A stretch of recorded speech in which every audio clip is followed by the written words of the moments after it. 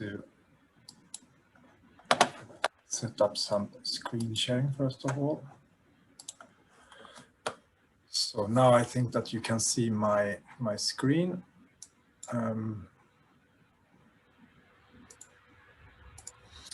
Okay, I'm Håkan Nilsson, professor at Chalmers University of Technology in Gothenburg, Sweden.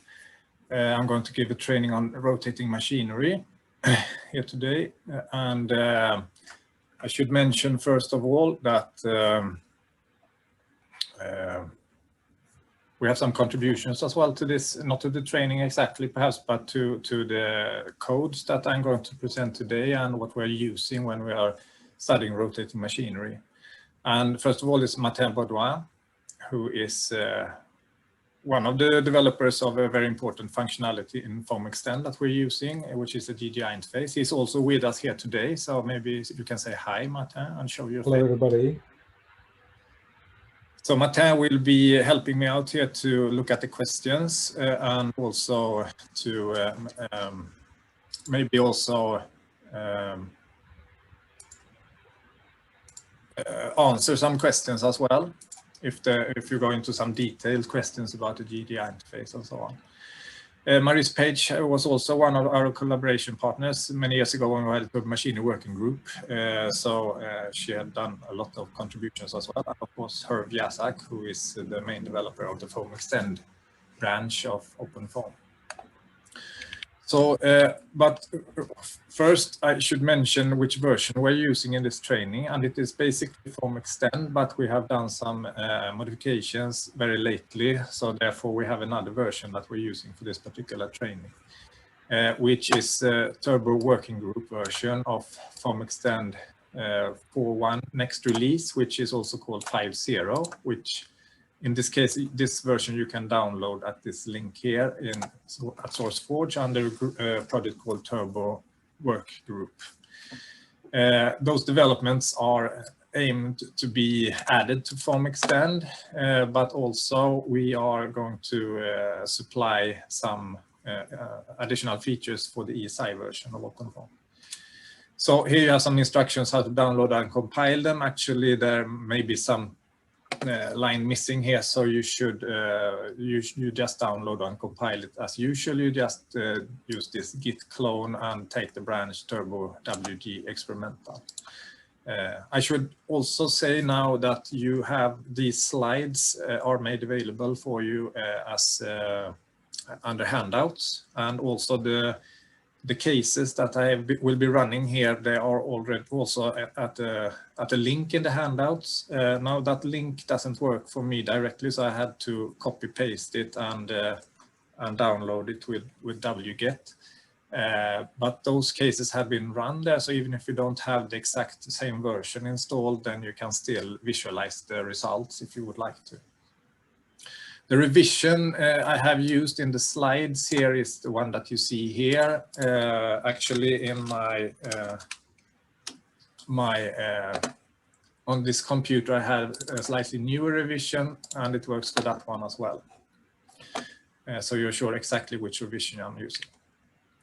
So what is this training about? Well, it's focusing on rotating machinery and functionality that is related to rotation. So we'll have a look at SRF, MRF, and dynamic meshes. And dynamic meshes means that the meshes are rotating. The rotating part of the mesh is rotating. And we need to have some coupling interfaces between different regions in the domain. And we also need to use some other useful features. We will base this training on the actual turbine tutorials that are distributed with the source code.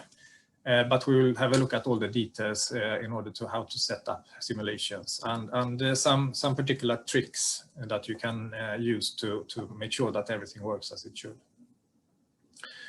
So those are the actual turbine tutorials, but as you may know, there are also other cases that you can find in the Turbo Machinery Working Group wiki at the OpenFOAM wiki page under SIG Turbo Machinery. You have the aircraft centrifugal pump, Timisoara swirl generator, and single channel pump. Those are more realistic cases, including also setting up the cases, running the cases, and post-processing the results in different ways.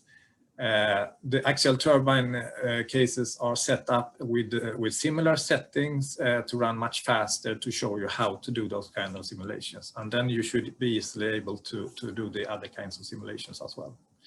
So presently, these cases are being moved to this new Turbo work group page. So I can show you this page here at SourceForge, where we are sharing those cases, and we are adding currently a lot of things here.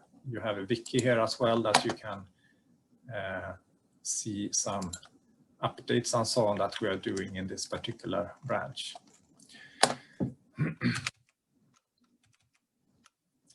Okay, so we can talk more about that on Thursday if you are joining us for the Turbo Machinery Working Group meeting.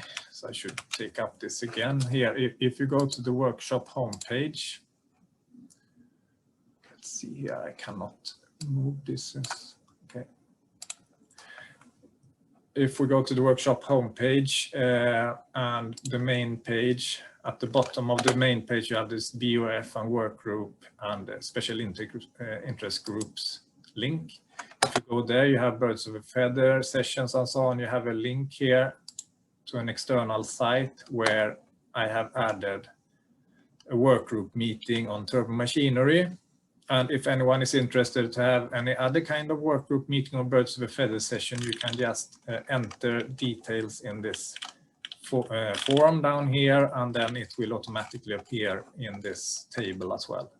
But if you want to join on Thursday at this time, Irish time, then you click on this link here and use this password, and then we can talk. Also, after this training, if we run out of time and there are many questions, we can also potentially stay in this session, or if we have to, we can move to this link as well. You can find it at the main homepage of the workshop at the bottom here, as I mentioned. So let's move on. So the prerequisites for this is that you should know how to use Linux commands, how to run the basic OpenFOAM tutorials, and how to use OpenFOAM environment. And what you will learn is to, first of all, some underlying theory of SRF, single rotating frame of reference, MRF, which is multiple rotating frames of reference, and DIM, which is dynamic meshes, and how to set up the cases for rotating machinery. So in order to do simulate rotating machinery, we need to have some fundamental features. Of course, we need to be able to prepare the cases, so we need some utilities for special mesh and case preparation. Then we have solvers. We need solvers that include the effect of rotation in the entire domain or in parts of the domain. And for that, we need libraries for mesh rotation or source terms for the rotation. And also coupling between rotating and steady parts of the mesh, as I mentioned before, the TDI interface or AMI interface in the ESI version. And also, of course, a lot of other useful features like specialized boundary condition for rotation or axis symmetry and so on for cylindrical coordinates. So for that purpose, there is a cylindrical coordinate system class in OpenFOAM. Also, tailored data extraction and post-processing is useful. And as we will see as well, some debugging options that you can check that you have set up your cases correctly. So we will have a look at those three approaches, SRF, MRF, and DIM, one after each other, as you can see at the top here. And we will have a look first, a single slide on the theory, very brief. And then we run the tutorials, and we will then go through how they are set up, looking at dictionaries and the utilities that are used, and also some special boundary conditions. So those tutorials are set up to kind of give you an overview of what you can do. So there are some different boundary conditions are set in the different cases. So let's start with SRF then, single rotating frame of reference. That means that the entire mesh is assumed to be rotating. So we are computing in a rotating frame of reference. The entire mesh is in a rotating frame of reference, and the velocity and the fluxes are relative to this rotating frame of reference. So we solve for the relative velocity, and also the fluxes are the relative fluxes on the faces.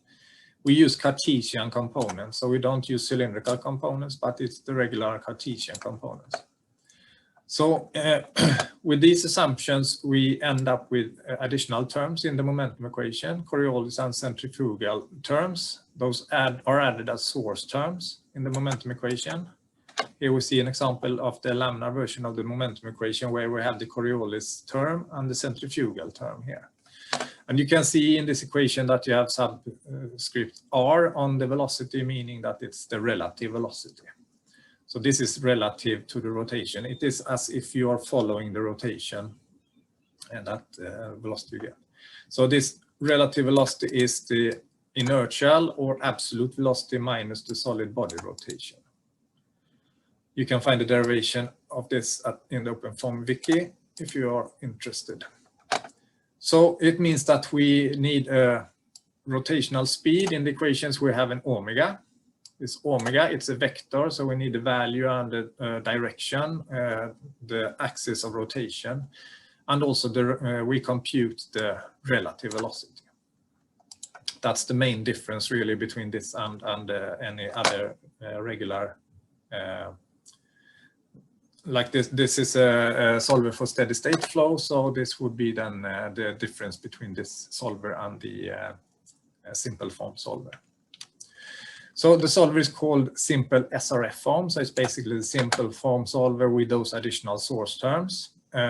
So we will just run this tutorial first, and then we will have a look at what it does. So we copy from the tutorials to form run, and we go there, and simply we will run an AllRun script here in the background while we're looking at the files. So we have now, since the simulation has already finished, it's done here. That's why we use very small cases, so it finishes very fast.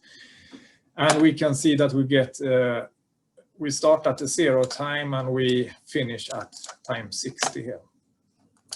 We can then look at the results using Paraform minus built-in, and that means that we use the standard ParaView with the built-in reader. So I did not compile the OpenFOAM reader in my installation here.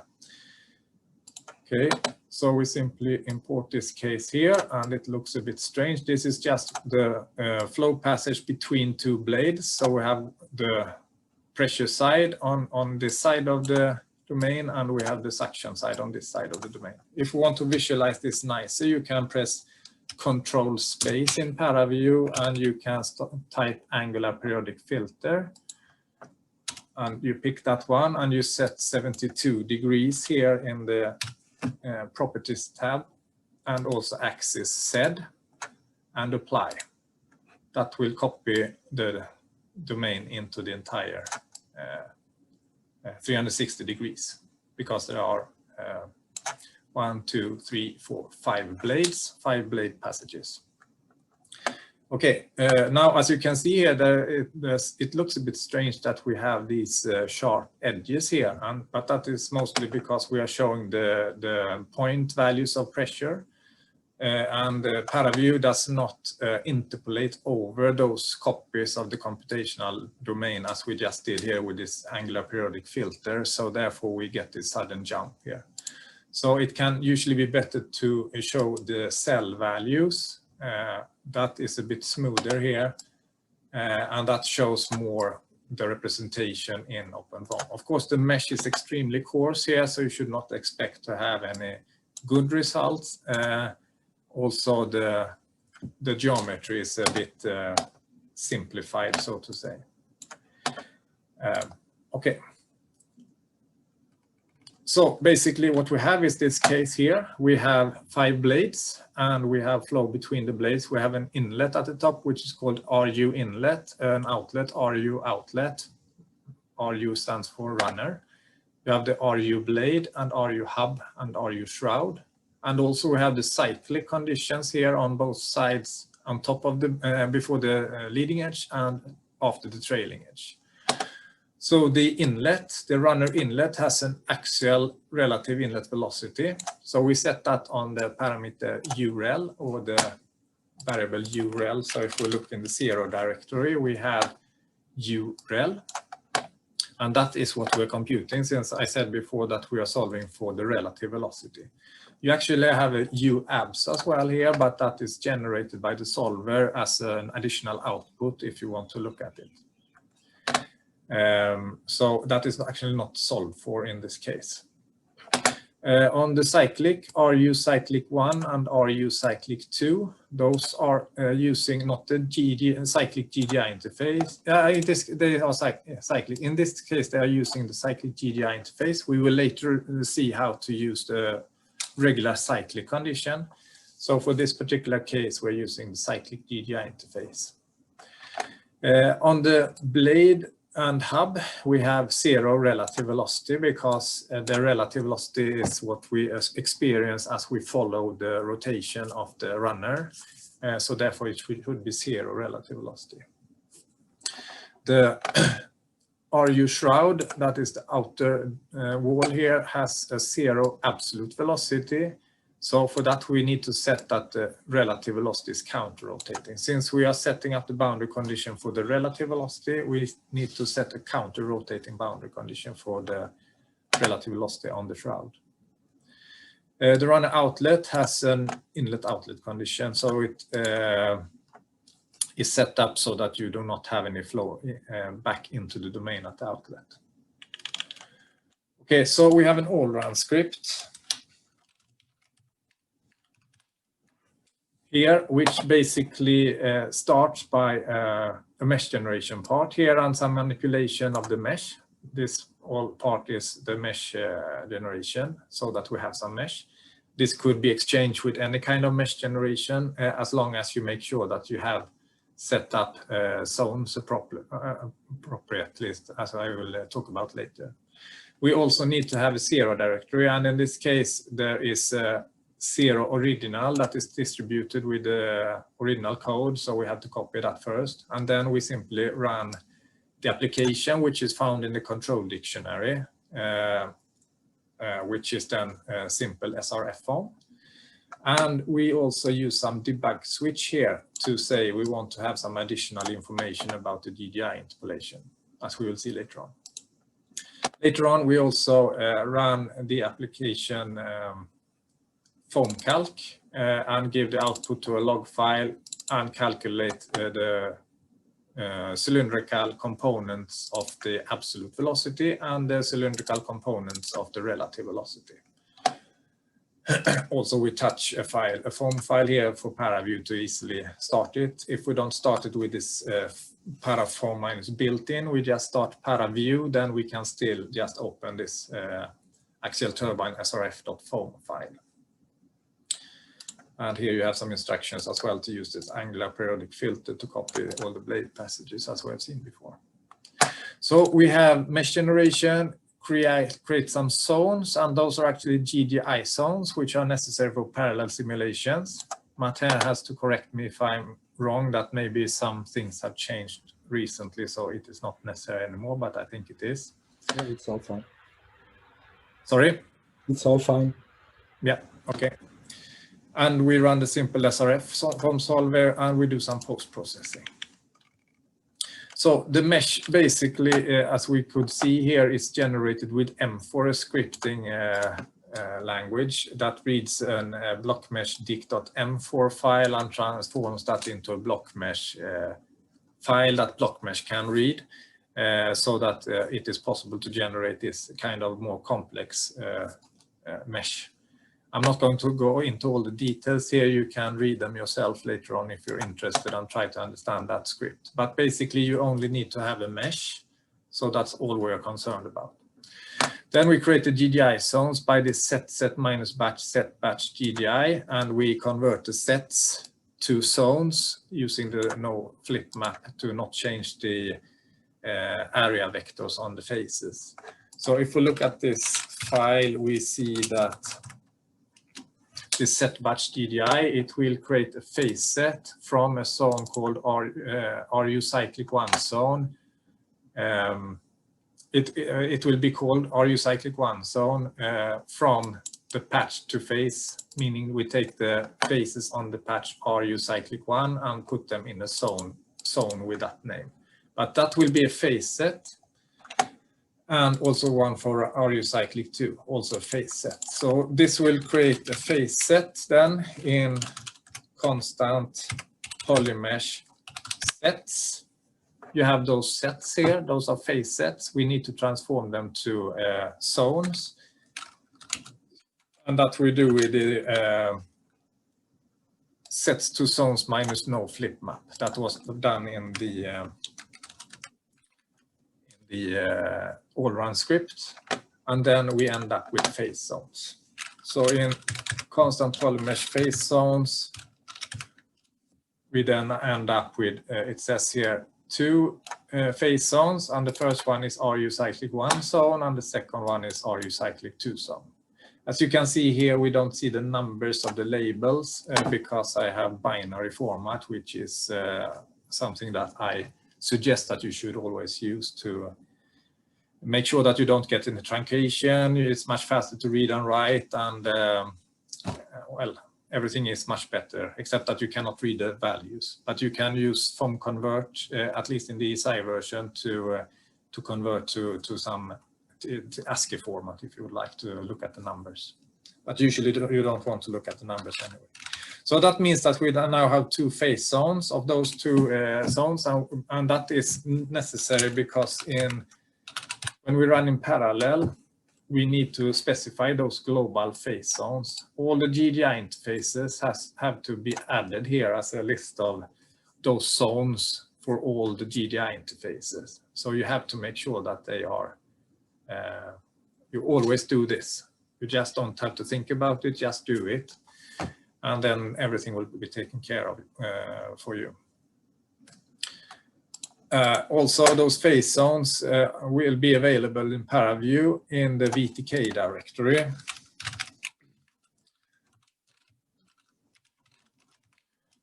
So automatically, by doing this procedure, you will get those zones here that you can open them in ParaView, and just by, so we can just go to File, Open in VTK to cyclic 1 zone here in this case. Then we can look at this one, apply, and not show the other one. And then you can see you have those 2, and we can open here as well. Let me see this one and apply. And then you can see that we have those 2. You can make sure that they end up as they should. So you have done it properly. Okay, it's always good to check that you have done things correctly. So now we need to do some settings. That was mesh generation and making sure that everything was correct. And now we go to the properties for the solver. So in constant, you have the SRF Properties file, where you set up, as we said, we need a rotational speed. So, and that should be a vector, or actually a value plus a direction. So we specify that with as an RPM value. In this case, it is minus 10 radians per second, but the only SRF model available at the moment is RPM, rotation per minute. So I have recalculated that to minus 95.49. So this together, the axis and the value here will give you a vector, an omega vector that is introduced in the source terms.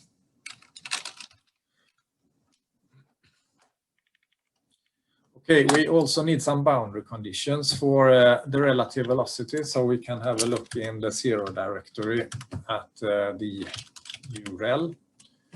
And we see that at the inlet, we have RU inlet, we have an SRF velocity boundary condition. And that is actually also used at RU shroud, this SRF velocity.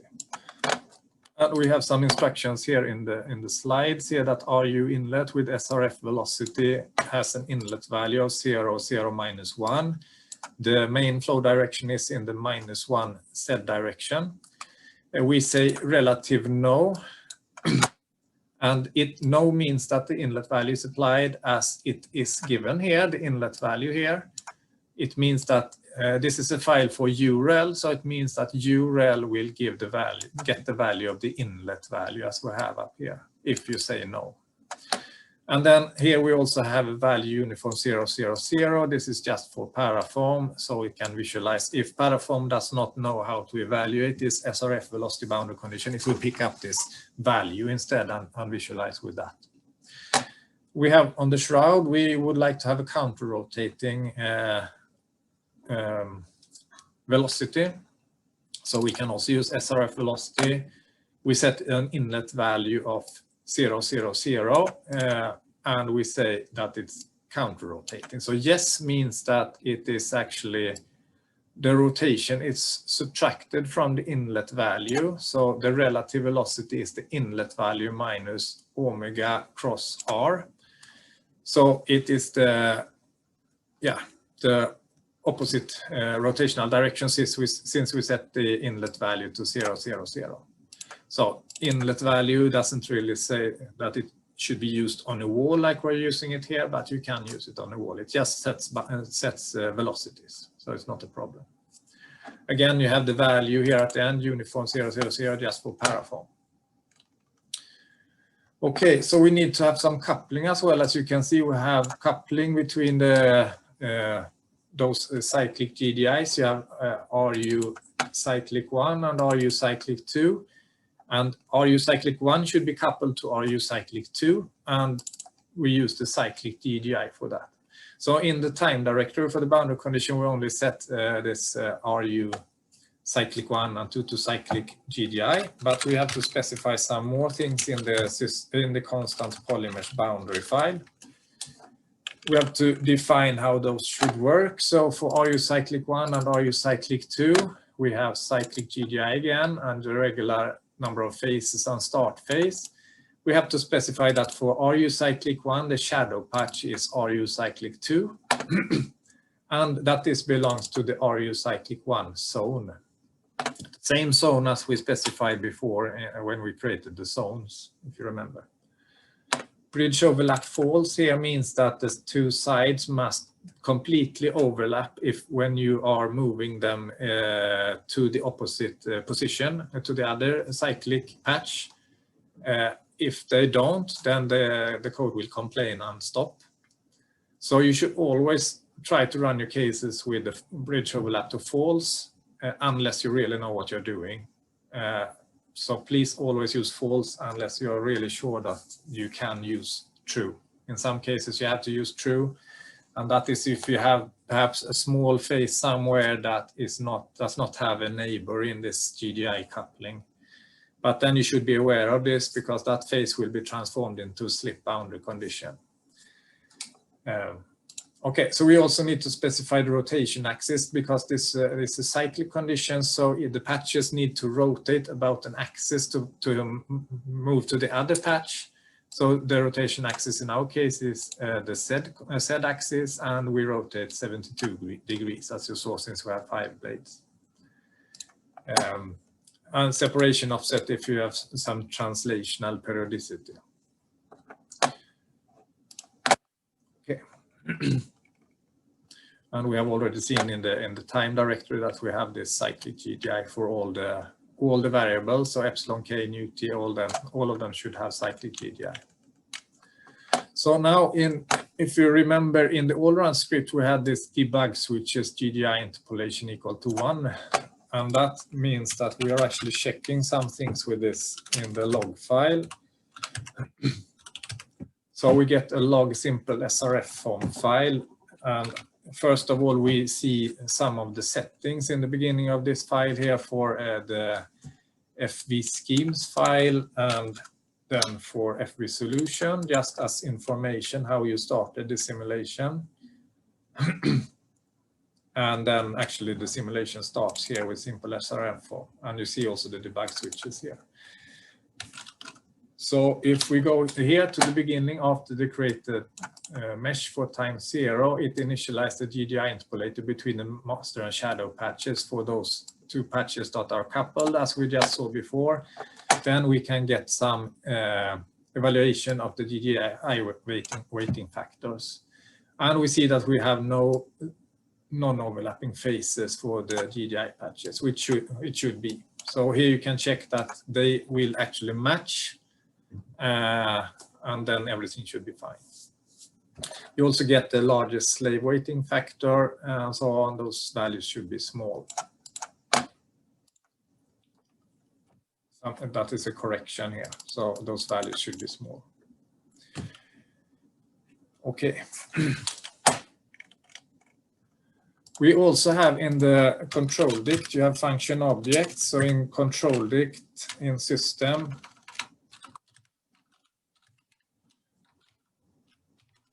we have a GDI function object, GDI check function object here that will you just enter the name of the flux field. The phi field is called phi, so it says phi here. This will simply activate what we see in the log file. So we can go anywhere in the code and you can see every time step it will check the flux phi on the balance of the GDI interfaces. So on the cyclic GDI pair, RU cyclic 1, RU cyclic 2, you get a comparison between the areas of those and the flux. So you can see the values for each of the phases here, and you can see the difference and in percentage as well. So those values should always be very tiny if you have set up things correctly. Okay, so for post-processing, some additional fields. As we saw before, we have also some additional values written out by the solver. So the UABs, and that is calculated in all the time directories. So for instance, the last time directory is 60. So we have UABs, which is automatically written by the solver itself. But also we can use foam calc to calculate the cylindrical velocity components of UREL and UABs, as I showed in the AllRun script. Here, basically, if you do this on command line, you simply say foam calc components turbo UABs. It will go through all the time directories and it will calculate from the Cartesian components in UABs. It will calculate the cylindrical components and write them out in the time directories. You can, of course, also choose some particular time directories if you like. The rest on these lines is just to run it through the script here, to use the run application functionality and put it in a log file. So those are also just additional fields, so you can visualize them in ParaView, but let's just have a look at here. Then you see we get UABs Z, that is the axial component. You have UABs radial and UABs tangential. So they end up as volume scalar fields instead of volume vector fields. So you have to visualize them separately, or in ParaView you can also combine them to a vector field if you would like to do that. So you just read them in ParaView as usual, so I'm not going to show that right now. So we are going to multiple rotating frames of reference. So if we don't, you can always ask questions at any time using live Q&A. There's also a forum in the platform where you can also do some chatting. But the live Q&A will be taken care of by us. I keep an eye on it, and Martin is also keeping an eye on it. So MRF, multiple rotating frames of reference. In this case, we are instead computing the absolute Cartesian velocity component. So for SRF, we calculate the relative Cartesian velocity components. Now we compute the absolute velocity components instead. Still the Cartesian ones, but we are using the flux relative to the rotation of the local frame of reference. So we use absolute velocity components, but relative fluxes.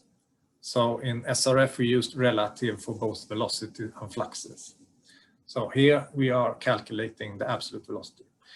And the flux then is relative to the rotation and the local frame of reference. So we can have multiple rotating frames of reference here. Different regions of the mesh can have different rotational speed, and they can be rotating or non-rotating. So zero rotational speed is a special case of a rotation as well. So it is a development of the SRF equation with convective velocity in the inertial reference frame, the absolute reference frame. And again, for laminar flow here, you see that we get an additional term here with an omega vector cross the ui, which is the inertial velocity or the absolute velocity. So what we can see here is that we are solving for the absolute velocity. We get this additional term relating to the absolute velocity. And you can see also in the Laplacian that we are in the diffusion term that it is the absolute velocity. But this term, if you have looked into OpenFOAM solvers, you know that this convection term says div phi u. So the first one here is actually relating to the fluxes because we are using Gauss theorem in OpenFOAM. So we sum up the fluxes over the phases in this div term. So this part is actually the phi, the flux in the solver, and that is relative, as was mentioned here, up here, that the flux is relative to rotation of the local frame of reference. So that's why we have relative here. The continuity equation is not changed. It is the same as before, also for absolute velocity. And the same equations apply in all regions with different rotational speeds. So if so you can set different regions with different rotational speeds, and you just use the same equation everywhere. So if the rotational speed is 0, then the relative velocity will be the absolute velocity. So again, you have derivation in the wiki, and essentially we need to specify rotation in different regions, and we will compute the absolute velocity. Yes, we have some questions here. Martin is also answering them in the questions. Is there a periodic boundary condition in OpenFOAM? Is it the same as cyclic? In OpenFOAM, if you're talking about the ESI version and the foundation version of OpenFOAM, there are periodic boundary conditions as well. You both have cyclic boundary condition, but you also have cyclic AMI. So, and we have cyclic GGI in form extend. So you can do this part, you can do the same in both codes. We can discuss later on what are the differences between form extend and ESI version. And I don't follow foundation version that much, but at least we can discuss it later as well. We will discuss overlap GGI and so on as well. Can I use a converged MRF solution as an initial condition for DI-M to model the transient effects of rotations in the simulation of vortex formed in stirred tank? Yes, you can take the, as long as your geometry then is in the same position as where you are starting from, then you can simply if you have the same mesh and the same topology, then you can directly use it, or you can use map fields to map your fields. Since you have the absolute velocity, you can put it in another solver that also uses absolute velocity. So if SRF can be used for marine propellers in which the geometry does not extend from inlet to the outlet,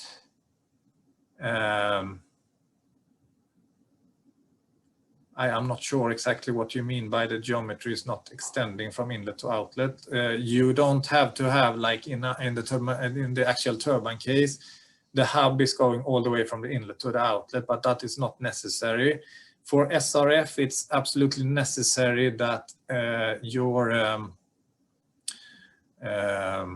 the surfaces that are not rotating, like the shroud here, should be axisymmetric. So you have to be a bit careful just with that, if you can use SRF or not, because you cannot have any rotostator interaction in SRF. Everything must either be rotating or not rotating.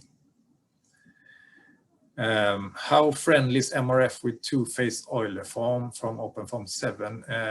I cannot tell you, unfortunately, because I'm not using OpenFOAM 7, and also I'm not using two-phase Euler form, unfortunately. Okay, thank you very much, Dragana, for acknowledging our efforts that we have contributed these things here. Recommendations for unsteady solvers, SRF Pimple compared to stationary solvers. No, I have not looked at SRF Pimple at this point, unfortunately, but maybe next time. So please let me know what you need, want me to add to these trainings, because I tend to give them like every year. We can also discuss afterwards, as I said as well. On Thursday we have this user group meeting, and also after this session we can stay in the other Zoom meeting or in this session if we can. Okay, still have 48 minutes here.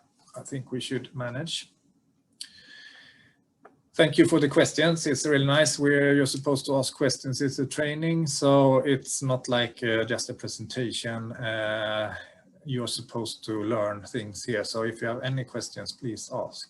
And there's also something in the forum, as I can see here. So yeah, the link, Martin has put the links to the BOF and a link to the Turbo Machinery special session in the discussion forum, so you can easily find them. Thank you, Martin. Okay, so we need to specify the rotation in different regions, and we have to remember that we are now computing the absolute velocity. The relative fluxes will be taken care of by the solver, so we don't have to think about that.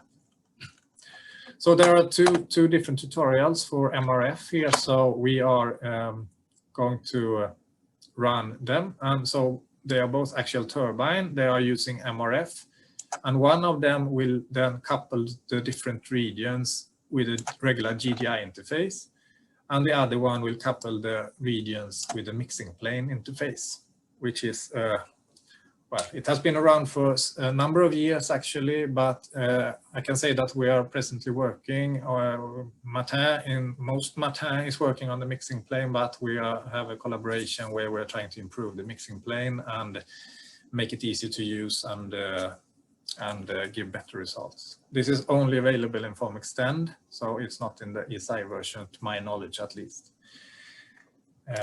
So basically we copy the axial turbine GDI to the run directory, and we go there and we run the AllRun script as before. And at the same time we can also copy the other one. In this case I use this alias to go to the tutorials directory first and copy to the run directory, and then we go to the mixing plane case and just run the AllRun script. So now we are in the mixing plane case, and let me see, it is still running. So you can see the first time here I did an LS, you had 5, and then you have 15 and 20, so it was still running. And you can see that the 5 is no longer the last time I did LS, and now I do LS again, and it says done here. And now I have 80 and 82, but we don't have 15, 20, and 5, and that is because in the system control dict I have set the purge right to 2, so that it only keeps the last 2 output times according to the settings for the write control here, the time step write interval 5. So it writes out every 5 not time step, but 5 iterations, and it only keeps the last 2. This is useful if you are developing the flow. It takes a long time to develop the flow. You don't want to keep all the data, but you want to save some time steps to be able to do restart in case something happens. And it's usually good to save 2 instead of 1, because if something fails when you're writing or so then you still have the second to last one to saved that you can restart from. That's a good thing. And as I said, use binary format and compress. There's no need to compress if you have binary format.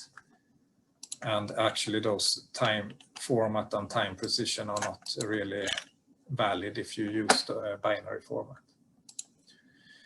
Okay, so let's have a look at the case.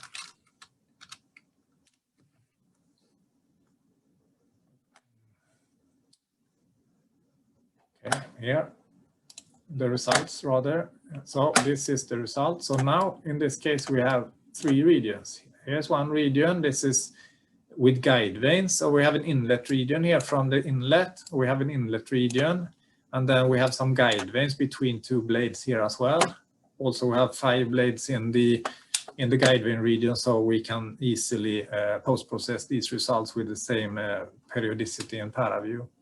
Then, as in the simple SRF form case, we have the runner region here, and then we have an outlet region here.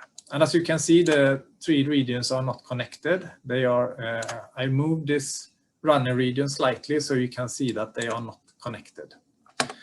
If we go instead to the other case, the GDI, and again we open Paraform and we say accept, apply. Here you see that now the runner region is in the same location as the other mesh. And this is necessary for the GDI interface. It has to be so that the patches that are connected here, they must be located in the same location. For the cyclic GDI, as you remember, they are not in the same location, but they always specify what is the angular change so that they should end up in the same location. So that boundary condition will take care of that transformation for you.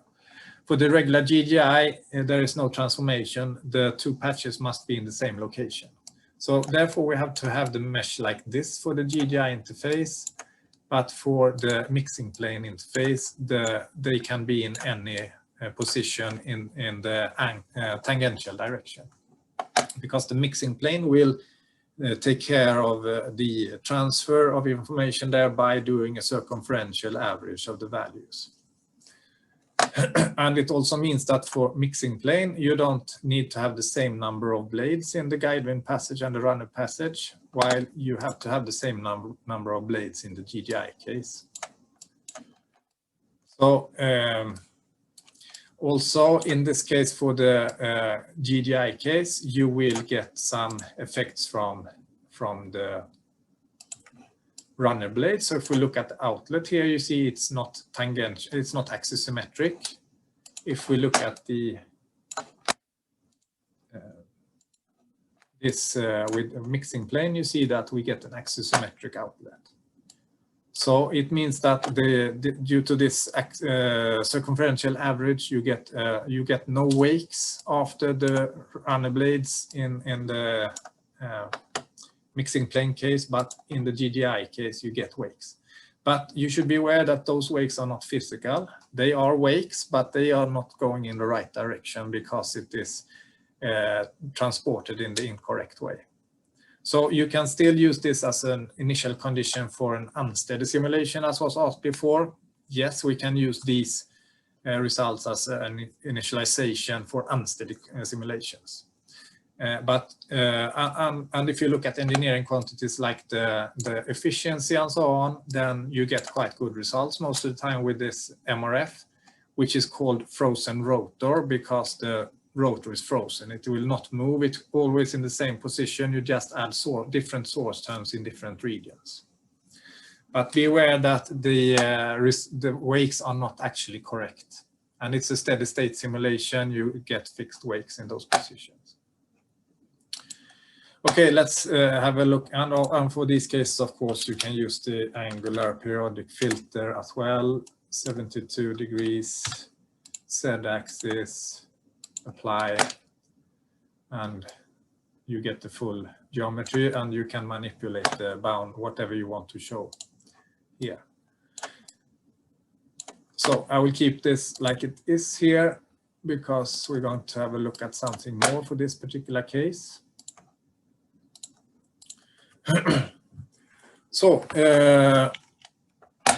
let's have a look at the cases. We have, in this case, I'm working hydropower, so therefore I call things GV for guide vanes, RU for runner, and DT for draft tube. There's no actual draft tube here. There should be an expansion of the cross-section area to call it a draft tube. But in hydropower, typically you have a draft tube after the runner. So we have first the guide vanes, GV blade, we have the RU blade, and we have the hub, GV hub, RU hub, and DT hub, draft tube hub. We have the shroud covering all the parts here from the GV, RU, and DT, and we have some cyclics as well. At the top here, we are using a boundary condition. All these patches are called GV cyclic, both the top one and this red part here, and this one and that part here. So in this case, you don't have one GV cyclic 1 on the left side and GV cyclic 2 on the right side. And that means we cannot use the cyclic GGI because it needs 2 different patches to couple those. We'll see later how to deal with this. So below you have RU cyclic 1 and RU cyclic 2 that should be coupled. So we use the cyclic GGI as before to couple those, the same way as for SRF. We have DT cyclic 1 and DT cyclic 2 as well, coupled with cyclic GGI. So the GV outlet and RU inlet are those planes, as you can see here in the center, and that is where you need to couple the different domains. GV outlet and RU inlet are coupled, and RU outlet and DT inlet are coupled, and they are coupled using either GGI or the mixing plane, as I discussed before. This GV cyclic condition, as I said, it's the same patch on both sides actually. Even though you see that it's distributed in different parts, this patch, it is still in the same patch. All the faces on all those patches are actually in the same patch. So we cannot use the cyclic GGI. Instead, we use the regular cyclic boundary condition, which we'll discuss later. And the other ones use cyclic GGI, as I mentioned. That's what we have discussed already. And we have seen already that we get wakes for the GGI version, and we don't get any wakes for the mixing plane version. And again, note that the GGI solution resembles a snapshot of a specific rotor orientation, so it's called frozen rotor. But remember that the wakes will become unphysical, so don't look at the wakes. Still, you get quite good engineering quantities. So again, if we look then at the AllRun script, it's quite similar as before. We have a part here about mesh generation. Again, we have to use this set and set to zones to create the GGI zones using the set batch GGI as we did before. We just now have to be aware that we have many more GGI interface, GGI patches, RU cyclic 1, RU cyclic 2, DT cyclic 1, and so on. For each of those, we just add a new line, and we use the name of the patch and just add zone here for the name of the zone. Now here, as before, they are first created as sets in constant polymesh sets, and then they are transformed to zones by set to zones.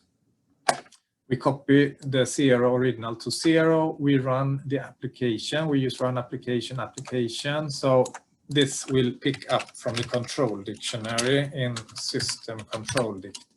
It will pick up the application from here. So it will run MRF simple form.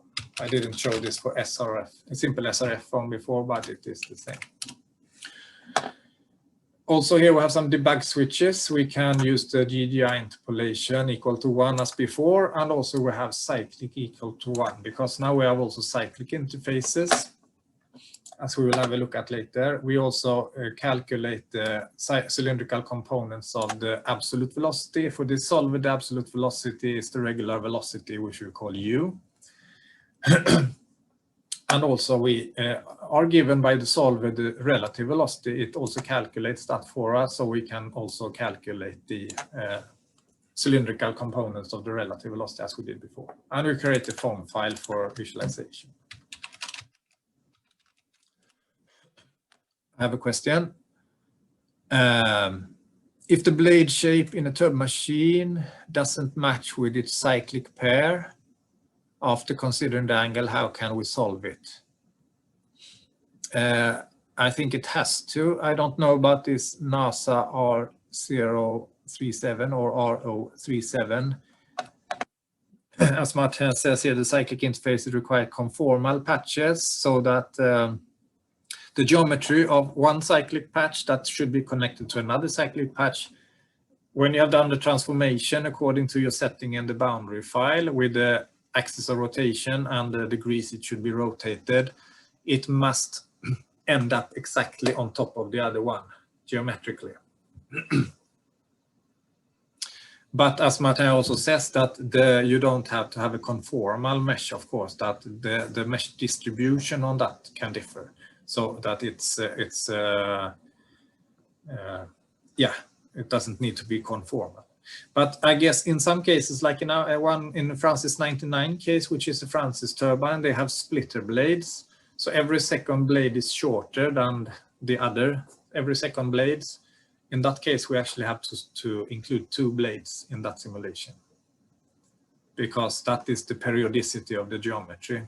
So you have to find the periodicity of the geometry to be able to set the cyclic GDIs. That would be the same for cyclic AMI as well, and for all other kinds of solvers that are out there. There's no magic.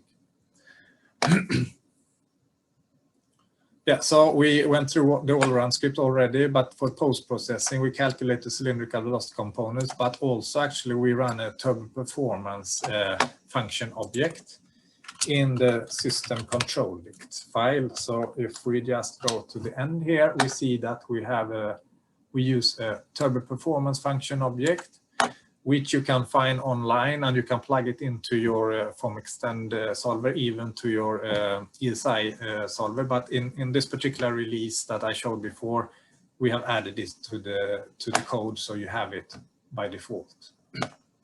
And here you have a lot of settings that I'm not going to go through all the details, but basically it gives you the efficiency and so on, as we will see later on. You also have the fluid power to calculate the energy, that is the change in energy between the inlet and the outlet, for instance. And those are all developed from the forces function object. So here we also have added the regular forces function object. And also we do the GDI check as before to check that everything is okay with the GDIs. So you can find more information about turbo performance in the Turbo Machinery Working Group Wiki. So one thing for this particular case, for MRF, you need to define different cell zones. We do the mesh generation as for SRF, but we need to add cell zones. And in this particular case, we only actually need one cell zone, that because we only have one rotor. We could have set one guide vane cell zone and one draft tube cell zone as well, but we would anyway just use the rotor one, because by default the rotational speed for cell zones that are not set will be 0. So we set in to do that in block mesh. When you create, usually most people don't do turbo machinery meshes in block mesh, obviously, but it can be nice to know how you can create cell zones in block mesh. Basically, after defining your blocks here with the corners of the block, you just name the zone here. So all this block will be put in the rotor cell zone. And then you can take many blocks and put them in the same cell zone, and then you will get the cell zone of the total cells of all those blocks. And it's also recommended to verify this by visualizing them by using Form to VTK. And actually this here block mesh will first generate a cell set, but then a cell zone. So you get both the cell set and the cell zone. And with Form to VTK, you can use minus cell set to ask it to transfer Let me just see so it's not done already. There is no, as you can see in the VTK directory, there is no rotor yet here. There is actually one rotor here, or did I do this in the AllRun script? Yeah, so we already did this in the AllRun script, form to VTK cell set rotor. So it means that we can actually we can open the VTK file and check the rotor and apply, and we see here that if I just toggle on and off the original case, you see that only the rotor remains in the rotor part. So that's good to check as well that you have set it up correctly, that your cell zones. And if you have several rotational regions, you can also then have different rotors with different rotational speeds. So the GGI zones are as for SRF, but more GGIs as we saw in set batch GGI, and also in decomposed paradict you have to put them as well. So here you just list all the GGI zones. Don't think about it, just do it. You can also visualize the phase zones in ParaView as we did before. I'm not going to do that again, but it's a good habit to do that to make sure that everything is set up properly. So we did the cell zones now with block mesh. Of course, you're not going to use block mesh for your turbo machinery cases. So you use some other software. And so there are alternatives how to do this. So you can create the cell zones either directly in block mesh as we did before. If you create your mesh in another software, maybe you then make your mesh for the guide vane separately, and for the runner separately, and for the draft tube separately, and save those as individual meshes. Then you can use merge meshes in OpenFOAM, and after that, then you will get 3 different zones.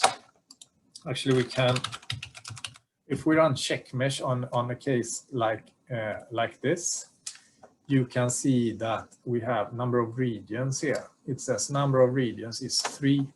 So it means you have 3 different regions that are actually not connected by the mesh, but we connect them with GGI interfaces instead.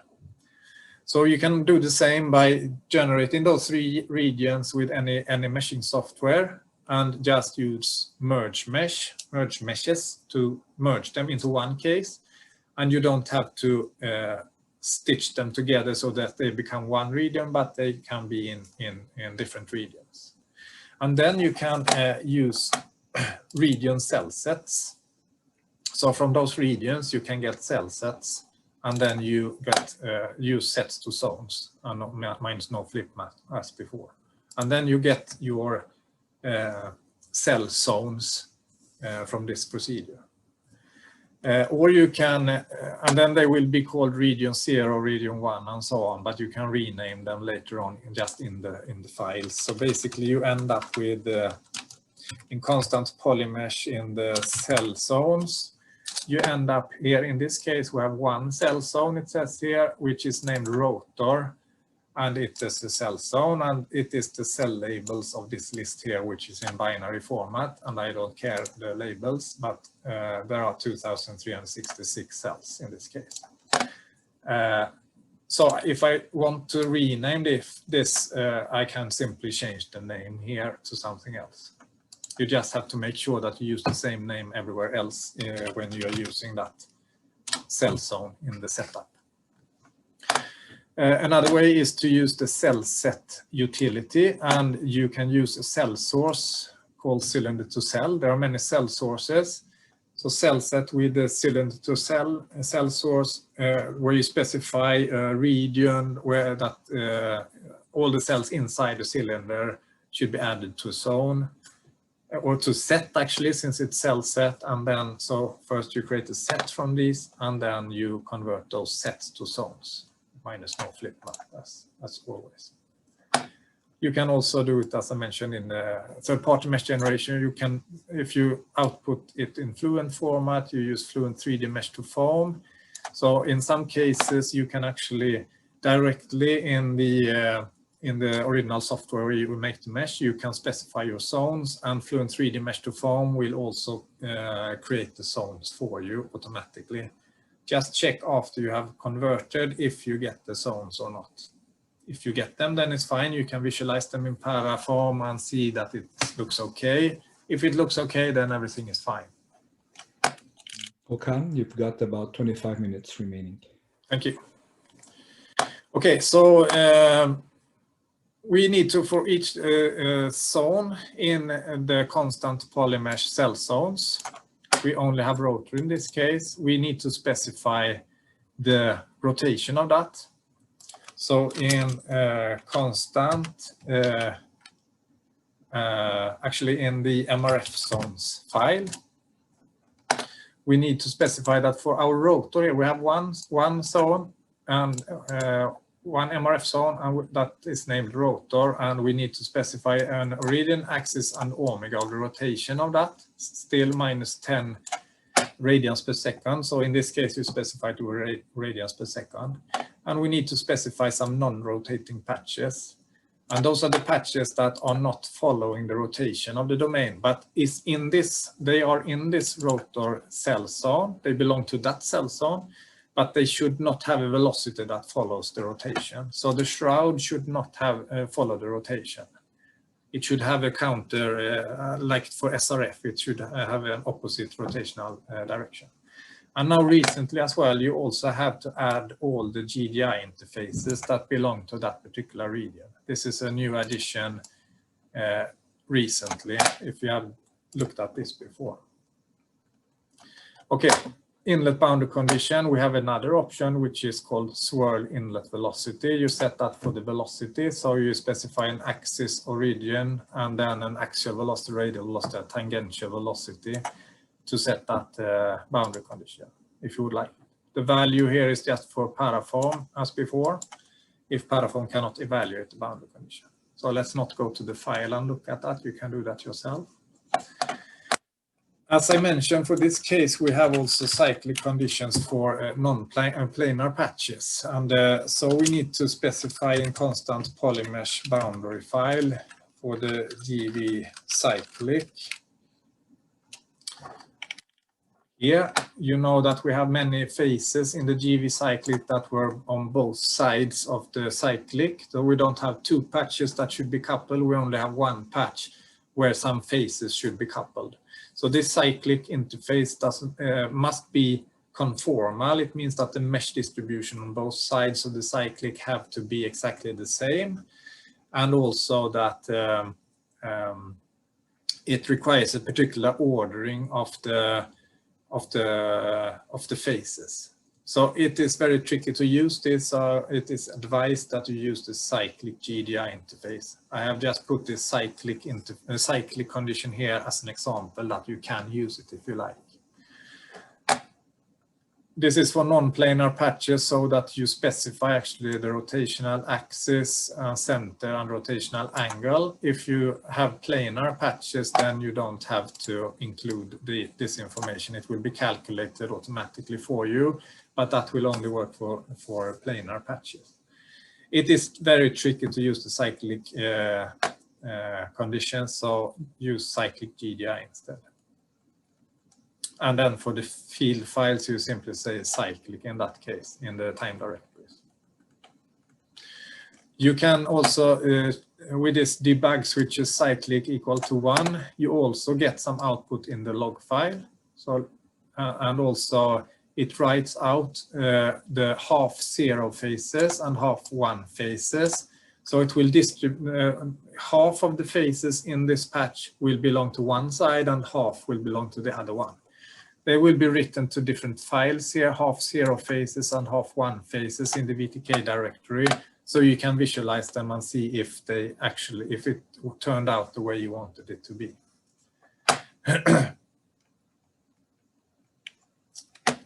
Yeah. So, but let's move on to the mixing plane interface. Now it becomes a bit more interesting. if it wasn't already. So we need to go to the mixing plane case. Here. So it finished as well. So as for the other GDI interfaces, you have some, or for cyclic GDI, you also have the definition of this in the boundary file. So this is for GV outlet. So we connect the outlet with the GV outlet with the runner inlet. So we first have the guide vanes and then the runner. So we put a mixing plane between them. So GV outlet has a mixing plane and it is connected to RU inlet. And again, we put this patch in a zone. So GV outlet zone, it should be the same as the patch itself, GV outlet zone. This is the same name as we also use when we create the zones for using the set patch GDI, as I mentioned before. So GV outlet will be coupled to RU inlet. And we define the coordinate system for the mixing plane, a cylindrical coordinate system. We can give it a name if we like, we don't have to. We put an origin and E1 and E3 here is not very nice here. If you look at the slides here, you see that you can specify it as origin, axis and direction instead, which is easier to understand, but BlockMesh will give you these origin E1 and E3 instead, but it's easier to put it like this. So of course you have a center somewhere and you have an axis and a direction. The direction is simply for what is 0 degrees in cylindrical coordinates. So this means in our case the axis should be the Z axis and we put the origin at the center of the rotation. And the direction can actually be anything that is perpendicular to the axis. And then we need to specify how to do the averaging. So we need ribbons that will sweep in the tangential direction. And in this case, they will stack in the radial direction because we will put ribbons in the radial direction. So we will see this later. I will show you so you can see it easily. And there are also different ways of creating those ribbons, which is a very recent development now. So you can look, in this case, it will look at the mesh on both sides of this interface to try to give the optimal distribution of ribbons for both sides. So you can have finer mesh close to the walls, but you also have other alternatives as is mentioned down here. So you have this for this follow patch discretization, you also can follow only the master patch or slave patch. You can also do a linear along the stack axis and say I just want to have 30 ribbons along the stack axis if the interface is linear, so it's not curved. It can have some small curvature, but ideally it should be linear. You can also have a user-defined profile. In this case, I have supplied a CSV file here as an example of how you can use this user-defined profile. So you can choose this yourself and try it out later on as well. So, and as you can see here, the GV outlet was coupled to the RU inlet, but we also have to set RU inlet. Here we set RU inlet, it is coupled to GV outlet using the mixing plane, and we put the RU inlet in a zone, so RU inlet zone, but as you can see, we don't specify more than this here. But for GV outlet, we specified here all of this as well. And GV outlet is specified before RU inlet, and that is then makes GV outlet the master patch of those two coupled patches. So you only have to specify all these details for the master patch. Since it is before in the boundary file. Okay. So in the time directories, you just specify mixing plane. In FV schemes, you have to specify how the discretization should be done on those interfaces. So you specify in FV schemes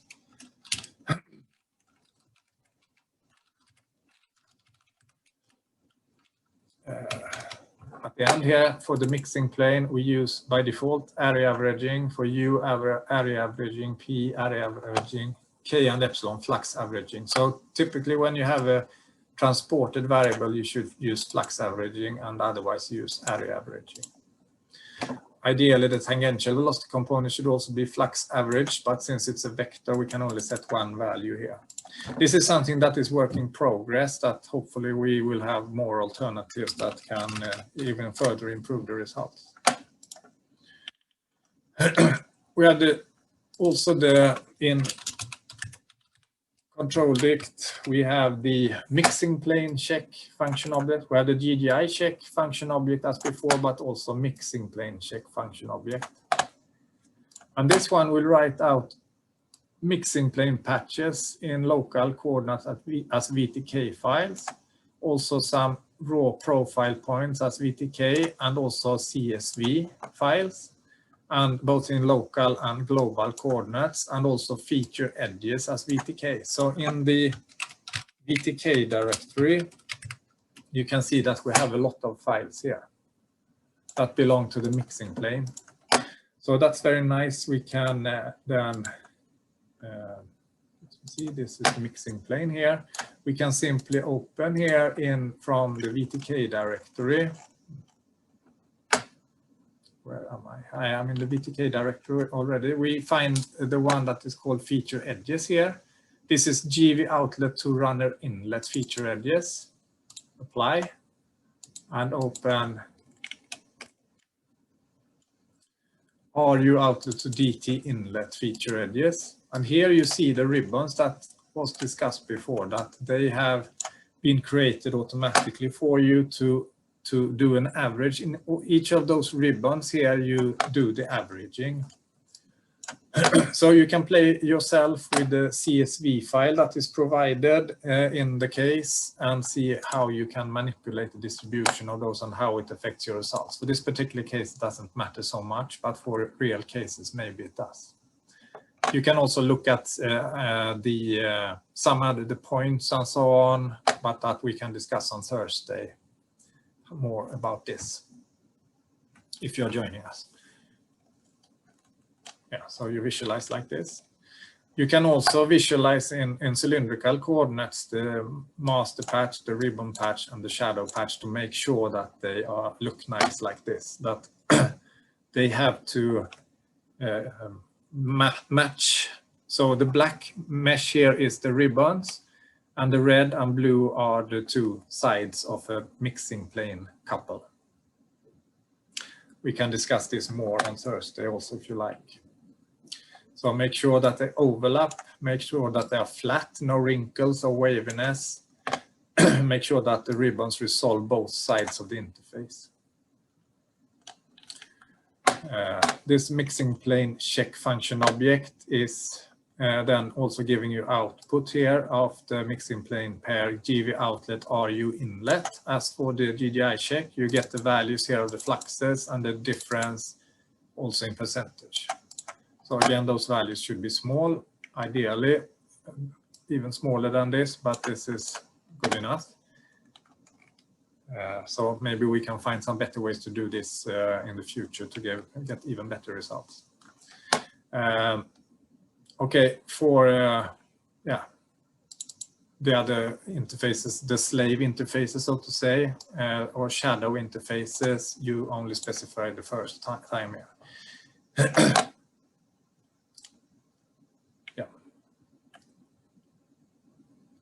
This is for the GGI. Sorry, this is for the GGI interface. Type GGI. So basically, you say just that the GV outlet is coupled to RU inlet, and they have to match. So you should always use this bridge overlap false because they have to geometrically match, as we discussed before for cyclic GGI. The post-processing for turbo performance is you add the function object in the control dictionary. You have additional information in the OpenFOAM wiki. It gives output in the log file like this. You get the head, the torque, the power, efficiency, forces, and moments. and also fluid power gives you change in energy or power actually between inlet and outlet and the head by looking at only the flow. Here you get the head in meters by looking at the let's see. So these are calculated from the forces, and these are calculated from the flow only. But look at that in the OpenFOAM wiki, or we can talk about it more on Thursday as well if you join. So special for MRF cases is that the velocity is the absolute velocity. You have to specify walls that belong to a rotating zone must be put in this non-rotating patches. And the velocity boundary condition will be overridden as and given a solid body rotation velocity for those. The cell zones may be in multiple regions, as in the axial turbine tutorials, and also in a single region, and as in the mixed vessel 2D tutorial. So it means like for the GGI case here,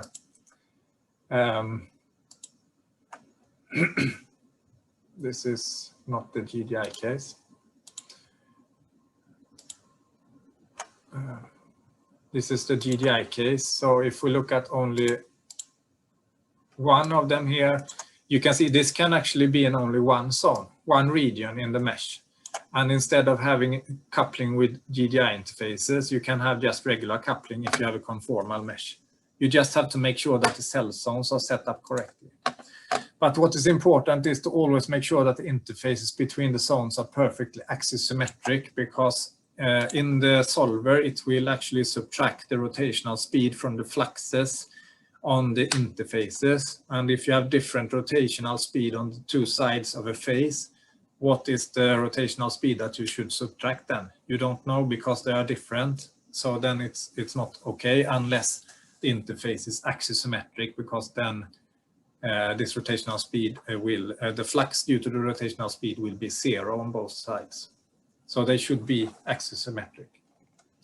Let's move on. We have a few minutes more for dynamic mesh. So basically the theory here is only that the mesh is moving, and we'll have to take care of the mesh flux as well to correct the fluxes due to the mesh motion. That's only a thing you have to do. So let's run this tutorial, and we can come back to the questions later if you can stay after session a bit. So we run the tutorial. This takes a little time, unfortunately. So now you can see it should be running, hopefully. Yeah, so you see one time directory here. We can run Paraform already. And it appears, apply. And again, we have a case with 3 different regions here, but now this is for dynamic mesh, so we actually have the runners rotating, but still we are calculating only one blade passage like this. So if we, let's click on refresh to get the most recent time directories, and click on play here, you see that the runner is rotating. So it means that the runner will not always be connected to the guide vanes and the draft tube, but there's a special GGI interface called overlap GGI. So that's why the case is called axial turbine diam overlap GGI, because this overlap GGI will make sure that those phases that are here outside, that are not connected to the other side, they will figure out that they should be connected to this part here. But the overlap GGI requires that you have the same angle on both sides. The total angle here and the total angle here must be the same on both sides. So we can click refresh and we can continue to run even further, and the simulation goes on until it has taken one turn. We can have a look at that later. So let's have a look at the setting while this simulation is running. And of course you can use the angular periodic filter also here. 72 Z apply to get it like this. And of course, we can do the rotation here as well. If we like, we can play with it later to make it nicer. So the setup is the same as for MRF, except that the GV cyclic 1 and GV cyclic 2 are now using cyclic GDI. So we skip the cyclic condition and just use cyclic GDI for all the cyclics. we use overlap GDI and a patch constraint domain decomposition in the decompose predict. So in system decompose predict, we have the global phase zones as always, and we have patch constrained QEFs. We use the method patch constrained, and the method we use for domain decomposition is metis and 8 subdomains, and we have to put overlap GDI pairs on the same processor, and we can do that here by saying RU inlet and GV outlet should be on processor 1. And RU outlet and DT inlet should be on processor 2. So the decomposition will be such that they are on the same. Maybe that is something that has changed recently. I don't know, maybe Martin can say. So now it's important to see that we also have wakes, but now they are physical because we are rotating the mesh. So as far as it is possible to do these simulations, they are as physical as it can get. So for the AllRun script, we have, again, the mesh generation. We're generating also the sets and then converting to zones for the different regions. Copy 0 original to 0, run the solver, which is now pimple die form, as it says in the control dictionary. We can use the debug switches GDI interpolation 1 as before. And we also run form calc to convert the velocity components to cylindrical components and create this form file. So it's basically the same before. We also use the turbo performance function object. So the mesh generation is as for MRF, except that we have used the cyclic GDI for all the cyclic conditions. So as for all for SRF and MRF, always in the constant directory, we have SRF zones, MRF zones, or dynamic mesh dict. So here we are using dynamic meshes. So in this case, we picked the turbo FV mesh, dynamic FV mesh. There are many dynamic FV meshes available, but for turbo machinery, we use this turbo FV mesh, where we can specify a number of rotating regions, not only one, but we can specify, for instance, in our case, we have one rotor where we specify the rotational speed in RPM. We can add more different zones with different rotational speed. But they all use the same coordinate system, so they rotate about the same rotational axis defined by this cylindrical coordinate system. Just a few minutes, Håkan. I don't know if you plan to run over, yeah. Yes, anyway. I will probably run over a few minutes here, though you can stay if you like. And then we can see how long we can stay in this session. Or we simply, we can also switch to the other Zoom link that I had. We can also meet on Thursday, if you like, on this turbo machinery workgroup meeting. Please get in touch with me through the meeting hub if you have any questions as well later on. So you also put all the rotating coupled phase zones in the slider with the same value as rotational speed. You just have to do that as well.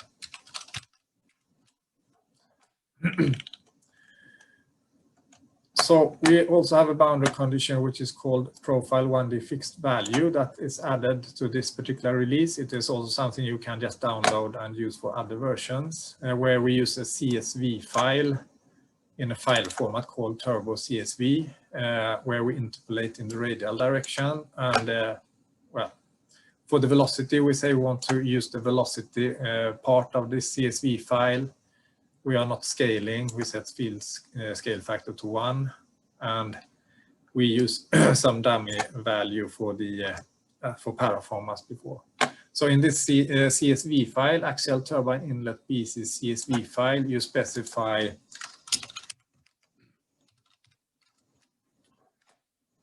here this is the radial position that we're going to interpolate over, the axial velocity component, the radial velocity component, circumferential velocity component, also pressure, turbulent kinetic energy, turbulent eddy dissipation. Of course, when the velocity reads this file, we say that it should only read velocity here. It will pick up the axial, radial, and tangent circumferential velocity components here from the second, third, and fourth column here at a particular radius, and then we have a few radius here, and then it will interpolate the values between those.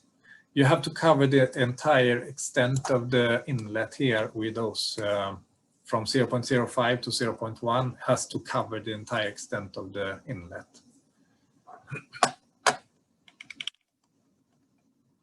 Okay. And also for the rotating patches, since the mesh is rotating, you want the walls to have the same velocity as the rotating mesh. And then you simply say moving wall velocity, and then it will get the same velocity as the rotation. So a couple of more slides. The overlap GDI interface is also in the boundary file.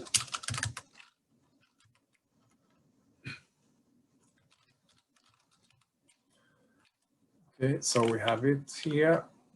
For GV outlet overlap GDI, that GV outlet should be coupled to RU inlet. And again, we just put GV outlet in a zone as well. So this patch should be also in a zone. So same procedure as before. And you don't have to say so much more than that you have the rotation axis in the Z direction. It's a vector here directly, and that you have 5 blades in this case. So you need to have 5 blades on both sides for the overlap GDI. And in the time directories, you simply specify overlap GDI. Okay, let's go back to the visualization again, and not this one, where is it? Should be the last one. This one, refresh, and we should have the full rotation of it. Or if we simply look at one blade passage, you see it's rotating and the full 360 degrees, and then it starts again. We can change the representation to velocity, so you can see that there are wakes ending up at the outlet that are dynamic. Okay. Check the turbo performance if you like. Check the output of GDI check as before. So here you have some links here to the turbo work group, the new project that we are working on right now, OpenFOAM Wiki. I also give a course in OpenFOAM that you can find here and here as well.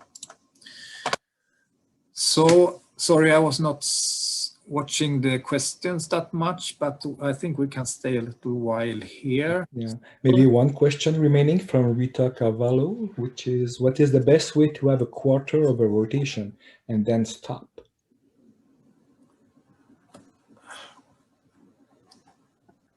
And then stop. Best way to have quarter rotation and then stop.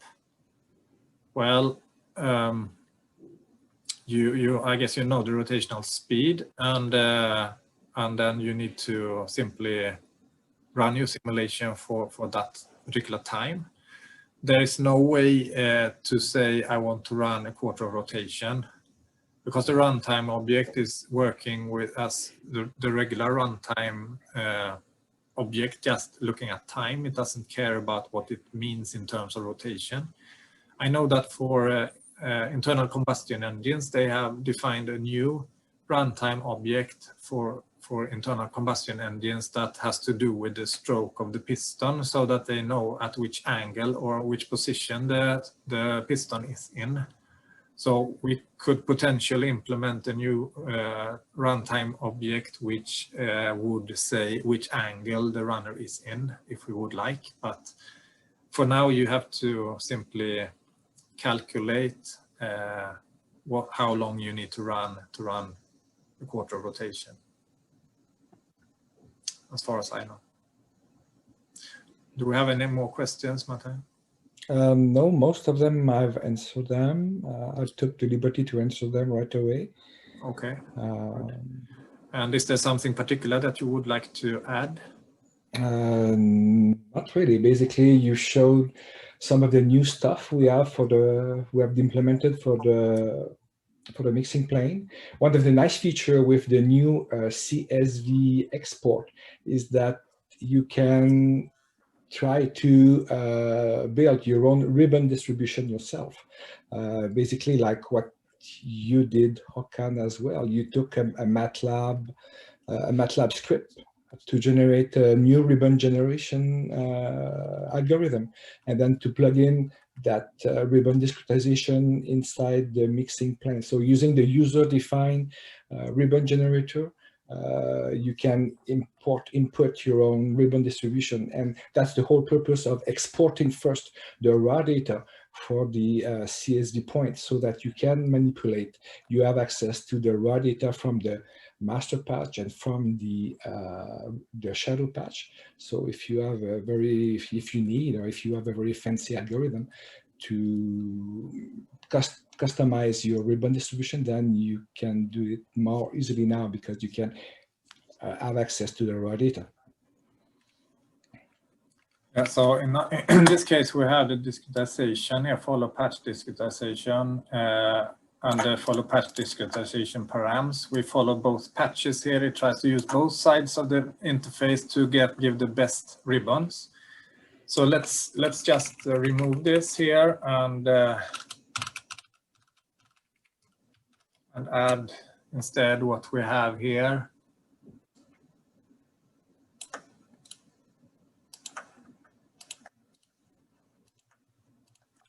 It's not looking very nice, but I think it should work. Looks quite okay. It's not on the same line. I don't think it matters actually, but we can put them. It should be fine.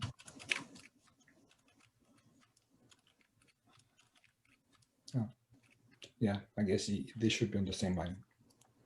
Maybe, I don't know actually, because the semicolon is the period line. I think this should work at least. Yeah. So if I save this and then I run SRF simple form, put it in a new log file.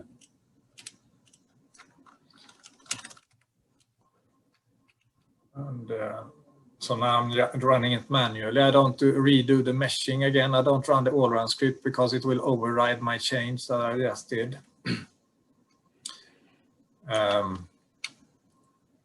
So it says here, initializing mixing plane interpolation between master shadow patches, reading mixing plane ribbon profile from this file here in the constant directory, this CSV file. And it seems at least that it is running. And you can see that the GGI flat mixing plane pair here is the error is 0.03%, 0.01% for the different pairs. And let's see in the, I think I can just take this one and maybe if I'm lucky, refresh. Well, actually, I need to remove those, delete. Let's delete this one as well, and file, open, feature edges. No, not fit. Was it that one here? Let's see here.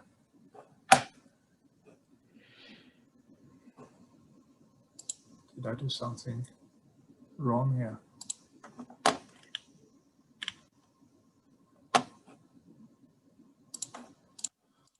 Let's try.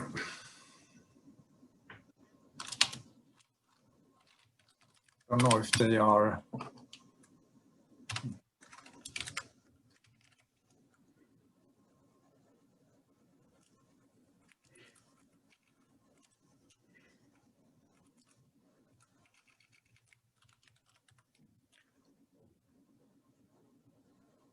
Where am I? Ah, sorry. Yeah, I need to have the. You need to have the debug flag enabled. Yes. To do. Yeah.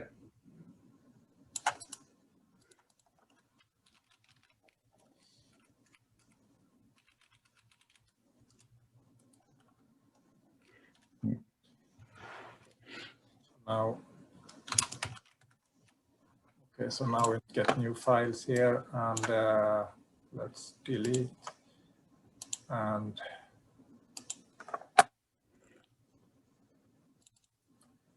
feature edges. So in this case, I have simply in this CSV file, I have generated the ribbons myself and said that they should have more thin ribbons over here and larger in the center and thin over here as well. And this was done with just a MATLAB script. You can do that with any script, and you can base it on the points that you get from the output here as well. So we can look at the let's see, global coords. I think this one should be okay. The points, and then we have to visualize those with spheres. Yeah. So here you see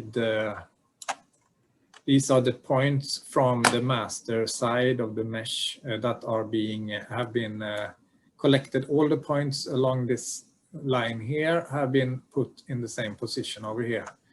And this actually corresponds to our definition of, you can see it's the same direction as the x-axis, and that is our definition of the direction in the mixing plane. So constant polymesh boundary.